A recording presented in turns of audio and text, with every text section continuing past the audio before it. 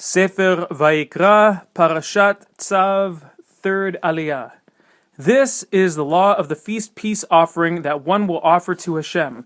If he shall offer it for a thanksgiving offering, he shall offer with the feast thanksgiving offering unleavened loaves mixed with oil, unleavened wafers smeared with oil, and loaves of scalded fine flour mixed with oil.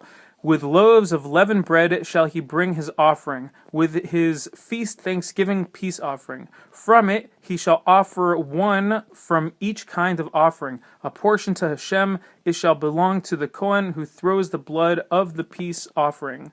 And the flesh of the feast thanksgiving peace offering must be taken on the day of its offering. He shall not leave any of it until morning.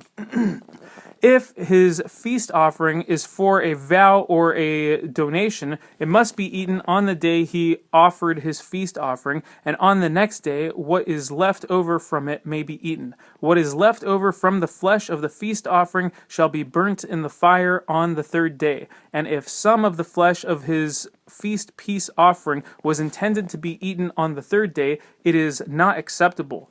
The one who offers it may not intend this, it remains rejected, and the soul that eats from it shall bear its iniquity.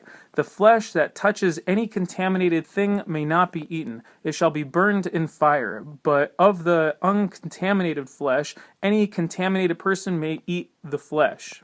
A person who eats flesh from the feast peace offering that is Hashem's, while his contamination is upon him, that soul will be cut off from its people.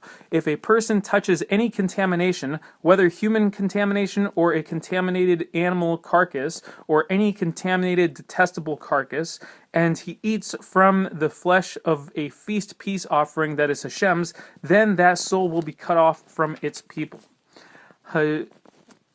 Hashem spoke to Moshe, saying, "Speak to the children of Israel, saying, any fat of oxen, sheep, or goats you shall not eat. The fat of an animal that died and the fat of an animal that had been torn to death may be put to any use, but you shall not eat it. For anyone who eats the fat of animal species from which one may bring a fire offering to Hashem, the soul that eats will be cut off from its people. You shall not consume any blood in any of your dwelling places, whether from fowl or from animals. Any person who consumes any blood, that soul will be cut off from its people."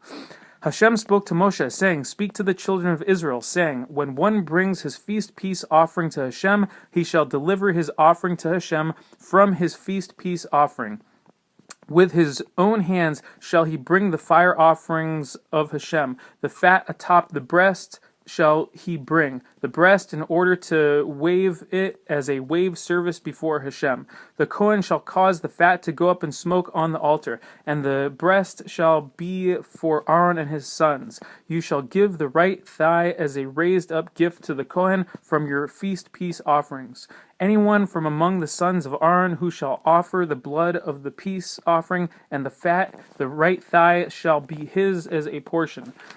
For the breast of the waving and the thigh of the raising up have I taken from the children of Israel from their feast peace offering, and I have given them to Aaron the Kohen and his sons as an eternal stipend from the children of Israel.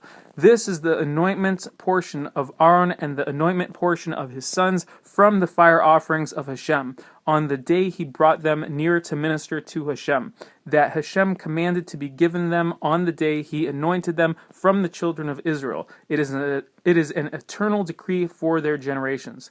This is the law of the elevation offering, the meal offering, the sin offering, and the guilt offering, and the inauguration offerings, and the feast peace offering, which Hashem commanded Moshe on Mount Sinai on the day he commanded the children of Israel to bring their offerings to Hashem in the wilderness of Sinai.